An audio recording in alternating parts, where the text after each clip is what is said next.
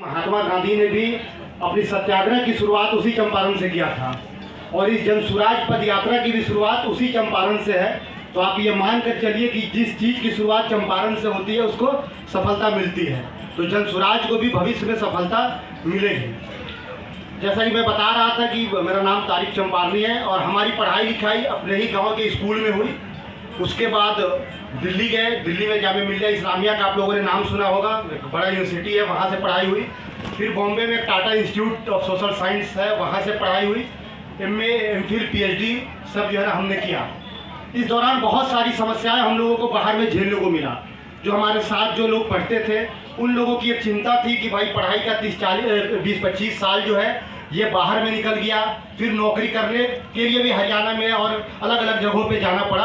तो ये सारी समस्याएं थी, तो बिहार में कब जाएंगे, समाज में कब जाएंगे, लोगों के बीच कब जाएंगे, ये हम सभी की चिंता थी। हम सभी लोग कुछ प्रयास कर रहे थे अपने स्तर से, लेकिन जब प्रशांत किशोर जी से मिलना हुआ और जन सुराज की जो परिकल्पना थी उसको जब हम लोगों ने समझा तो हमें यह समझ में आया कि हम लोगों को जो काम अकेले कर रहे हैं उसको अब प्रशांत जी के साथ मिलकर, पूरे आवाम के साथ, जनता के साथ अगर मिलकर करते हैं तो हमारी जो है समस्याएं कहीं ना कहीं दूर होंगी। हम लोग जब बाहर रहते हैं तो अक्सर देखते हैं कि अपने बिहार के जो लोग हैं वहाँ मजदूरी का काम करते हैं। आप बॉम्बे जाएंगे तो देखेंगे कि जितनी भी झुग्गी झोपड़ी है, जोगेश्वरी और ये इस तरीके का धारावी गुवाहाटी, वहाँ देखेंगे कि अपने बिहार के मजदूर भरे पड़े हैं। एक छोटा सा कमरा है, उसी में 5-7 लोग रह रहे हैं, उसी में खाना पीना है, उसी में मशीन भी है, उसी में सब सोना होना है उनका। तो ये सारी समस्याएं थी। बिहार के लोग हर जगह ऑटो चलाने के लिए, रिक्शा चलाने के लिए, ठेला चलाने के लिए, ये सब में बिहारी भरे पड़े हैं। तो आखिर ये सब समस्याएं क्यों है? बिहार के लोगों को बिहार में रोजगार क्यों नहीं मिल रहा है? बिहार के लोगों को पढ़ने के लिए भी दिल्ली और बॉम्बे क्यों जाना पड़ रहा है?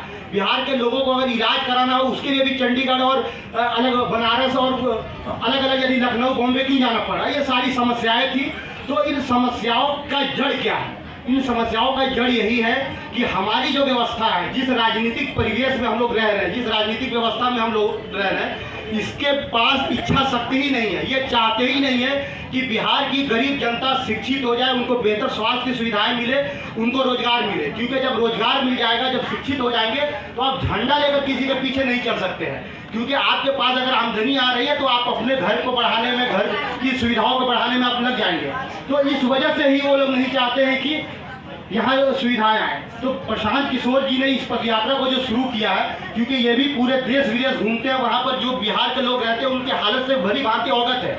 तो ये चाहते हैं कि भाई जिस बिहार से हम रहते हैं उस बिहार को बेहतर कैसे किया जा सकता है? बेहतर तभी किया जा सकता है जब यहाँ की राजनीतिक व्यवस्था में अमूलचूल जो बदलाव किए जाएंगे, तभी हो सकता है। तो जन सुराज की यात्रा निकली है इसी मकसद से कि आप लोगों को जगाया जाए, यहाँ के समाज के, यहाँ के लोगों को जगाया जाए, युवाओं को जगाया जाए कि भाई आप एक बेहतर जो है ना विकल्प बनाइए और उस विकल्प के तहत अगर आप चलिएगा तो बिहार की जो दुर्दशा है उससे हम लोग बाहर निकल सकते हैं। इसी के लिए हम लोग 17 महीने से लगातार पैदल चल रहे हैं, प्रशांत किशोर जी के साथ चल रहे हैं। आप लोग से भी यही आह्वान करते हैं, अपील करते हैं कि प्रशांत किशोर जी जब बात करेंगे तो उसको सुनने का प्रयास कीजिएगा, समझने का प्रयास कीजिएगा, और बातें जब समझ में आएंगी तो आप जन सुराज के साथ जुड़िए।